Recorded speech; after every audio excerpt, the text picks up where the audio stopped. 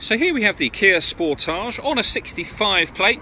I'm going to start off by showing you around the outside of the car, and then we'll hop in and run through some controls on the inside. But from the outside you can see it's a 5-door car with alloy wheels. Let's start off inside the boot and then work our way around the rest of the car from there. As we approach the boot, you'll see we've got reversing sensors, plenty of boot space as well, along with that 60/40 split folding rear seat. And then underneath this tray section, a space saver spare wheel. Okay, so we're just going to work our way back round to the front of the car, and then we'll hop in and run through some controls on the inside. But now that we've done a full circle of it, you can see it's in fantastic condition the whole way round. Just briefly before I climb in, I think it's well worth seeing the interior from this exterior point of view. You get full leather seats, as you can see.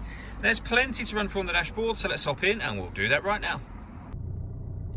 Okay, so now they're inside the car, we're going to start with the dials. On the left-hand side, we have the rev counter, and on the right-hand side, the speedometer and fuel gauge.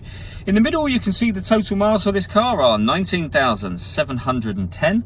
You can change the information that's displayed above that using buttons on the steering wheel for various different menus. So you can have a digital readout for the speedometer if you like, but you've also got a sat-nav menu, kind of safety settings, audio, vehicle settings, user settings, and then back round to the beginning again.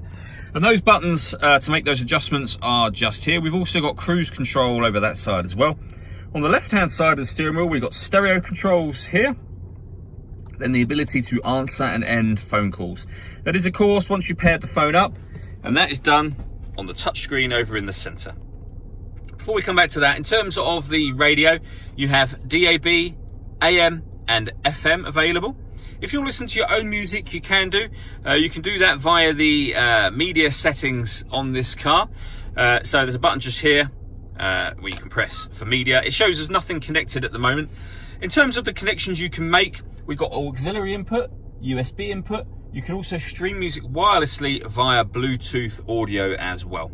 This car's also got satellite navigation. There's a full video showing how that works on both our website and our Facebook page, and it's got a full color reversing camera with guidelines showing you what direction the car is headed in relation to the image that you see on the screen. So it does make it very easy to park. We've then got dual zone climate control, so you can adjust the passenger temperature, the driver temperature, fans up and down. You can determine where you'd like the air to blow as well, and all adjustments show at the top of the screen just here. So the temperatures, the fan speed, the air conditioning being on or off. It's on at the moment. To turn it off, just hit that button. You can hit auto. What will happen then is that the car will take control of the fan speed to maintain the temperatures that you've asked for, and you can override that anytime you wish to. We've got a heated driver seat with 3 different heat settings, and the same on the passenger side. And then right at the bottom here, we have 2 12-volt charging sockets, the auxiliary and USB inputs that I mentioned a moment ago. We have a 6-speed manual gearbox, and next to that, we can turn off the parking sensors with that button. This one will turn on the downhill brake control. So if you're going to go off-road, it's a good idea to hit that button, and it will let you know whether it's on or off up on the dashboard just there. And then the last button here is for stop and start. So this car is designed to cut out when it's stationary in traffic to save you fuel. Hit that button to turn that system off. The last thing I want to talk about is the panoramic glass roof on this car. So you can see the sunblind is closed at the moment. One push of the button up here, and that will open up, and it'll open up in one go all the way to the back of the rear seats, and that will let in a huge amount of extra light.